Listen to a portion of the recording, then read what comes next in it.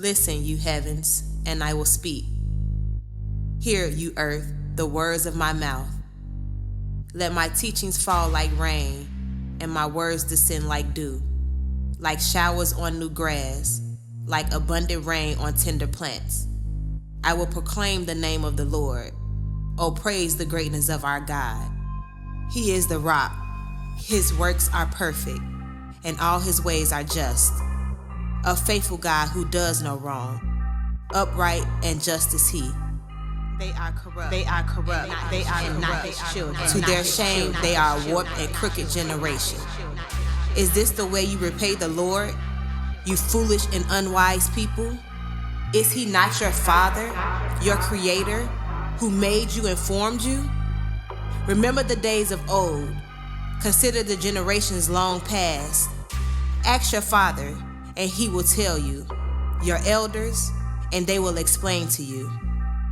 When the Most High gave the nations their inheritance, when he divided all mankind, he set up boundaries for the people according to the number of the sons of Israel. For the Lord's portion is his people, Jacob his allotted inheritance. In a desert land he found him, in a barren and howling waste. He shielded him and cared for him. He guarded him as the apple of his eye. Like an eagle that stirs up its nest and hovers over its young, that spreads its wings to catch them and carry them aloft. The Lord alone led him. No foreign god was with him. He made him ride on the heights of the land and fed him with the fruits of the fields. He nourished him with honey from the rock and with oils from the flinting crag, with curds and milk from the herd and flock, and with fattened lambs and goats, with choice rams of Bashan and the finest kernels of wheat. You drank the foaming blood of grape. Jeshurun grew fat and kicked. Filled with food, they became heavy and sleep. They abandoned the God who made them and rejected the rock, their savior. They made him jealous with their foreign gods and angered him with their detestable idols. They sacrificed to false gods which are not God, gods they had not known, gods that recently appeared, gods your ancestors did not fear.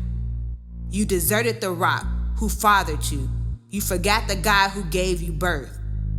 The Lord saw this and rejected them because he was angered by his sons and daughters. I will hide my face from them, he said, and see what their end will be. For they are a perverse generation, children who are unfaithful. They made me jealous by what is no God and anger me with their worthless idols. I will make them envious by those who are not a people. I will make them angry by a nation that has no understanding. For a fire will be kindled by my wrath, one that burns down to the realms of the dead below. It will devour the earth and its harvest and set afire the foundations of the mountain. I will heap calamities on them and spin my arrows against them. I will send wasting famine against them, consuming pestilence and deadly plague. I will send against them the fangs of wild beasts, the venom of vipers that glide in the dust. In the streets, the swords will make them childless. In their homes, terror will reign. The young men and young women will perish, the infants and those with gray hair. I said I would scatter them and erase their name from human memory. But I dread the taunt of the enemy, lest the adversary misunderstand and say, our hands have triumphed. The Lord has not done all this. They are a nation without sense. There is no discernment in them.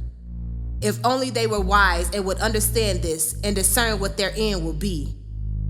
How could one man chase 1,000, or two put 10,000 to flight, unless their rock had sold them, unless the Lord had given them up? For their rock is not like our rock, as even our enemies concede.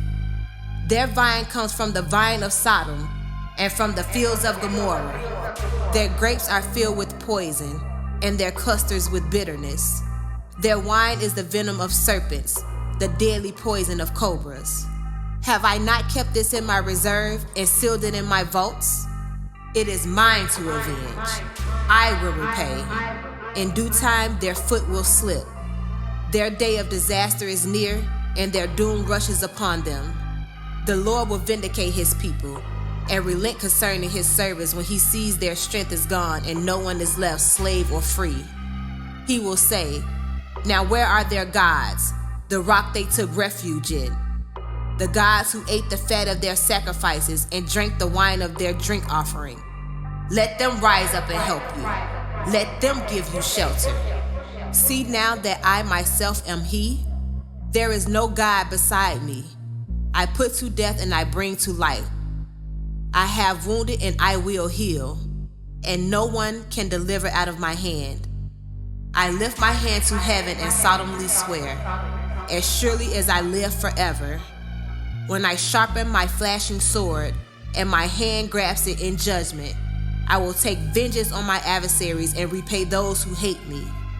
I will make my arrows drunk with blood, while my sword devours flesh. The blood of the slain and the captives, the heads of the enemy leaders. Rejoice, you nations, with his people, for he will avenge the blood of his servants. He will take vengeance on his enemies and make atonement for his land and people." Moses came with Joshua, son of Nun, and spoke all the words of this song in the hearing of the people. When Moses finished reciting all these words to all of Israel, he said to them, "Take to heart all the words I have solemnly declared to you this day, so that you may command your children to obey carefully all the words of this law. They are not just idle words for you, they are your life. By them you will live long in the land you are crossing the Jordan to possess." On that same day, the Lord told Moses, "Go up into the Abram range to Mount Nebo in Moab, across from the Jericho, and through Canaan, the land I am giving the Israelites as their own possession. There on the mountain that you have climbed you will die, and be gathered to your people just as your brother Aaron died on Mount Hor and was gathered to his people. This is because both of you broke faith with me in the presence of the Israelites at the waters of Meribah Kadesh in the desert of Zin, and because you did not uphold my holiness among the Israelites. Therefore you will see the land only from a distance. You will not enter the land I am giving the people of Israel."